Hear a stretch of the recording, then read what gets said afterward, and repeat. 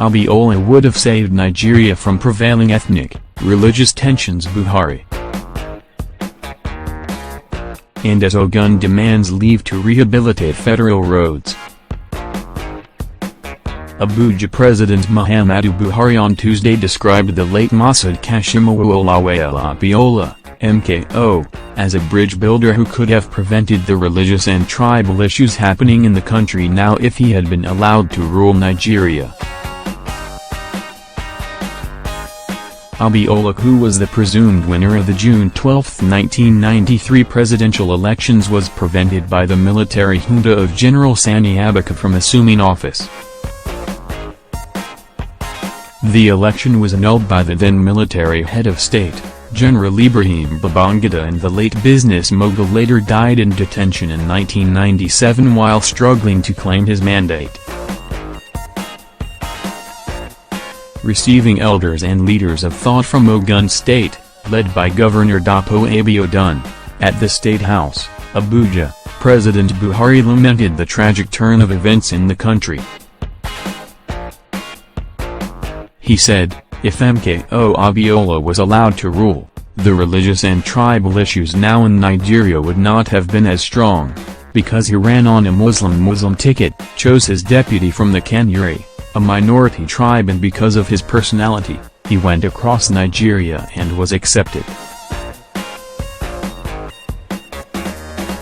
He used his resources and energy to convince Nigerians that all he wanted was a solid Nigeria and nothing else. President Buhari also said that he named the National Stadium, a national monument after the late politician, because he knows that the youths would want to find out why such an important national institution was named after MKO Abiola in future. He expressed appreciation to Governor Abiodun for mobilizing such a strong delegation to thank him for the gesture towards their illustrious son. Abiola hailed from Ogun State. The Ogun State delegation had come to thank the president for the honor done the late MKO Abiola by conferring on him the highest national honor, Grand Commander of the Federal Republic, GCFR, for his ultimate sacrifice in enthroning democracy. The delegation, which presented a big talking drum to the president, also used the opportunity to solicit for the rehabilitation of some federal roads as well as other critical infrastructure in the state.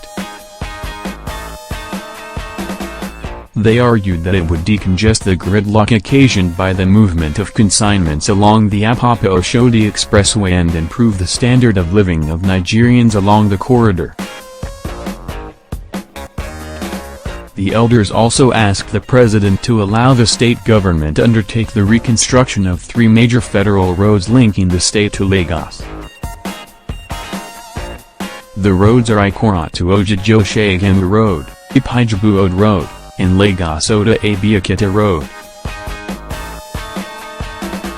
Speaking on the reason for the demand, the governor said the roads were strategic for the economic growth of Ogun State, and could not be left in their poor condition. He further stated that the dilapidated roads had been causing pains and discomfort for many people of the state who live in Ogun State but work in Lagos State, he stated. In the delegation that visited Aso Rock were the Deputy Governor of the state, Mrs. Noimat Salako, former governors of the state, Chief Iliska Nisoba and Otunbagbenga Daniel, former deputy governors of the state, Senator Gbenga Kaka and Prince Segun Adi Segun. Also in the team were sons and daughters of Abiola, including Kola Abiola and Hafsat Abiola Constello, as well as some traditional rulers in the state.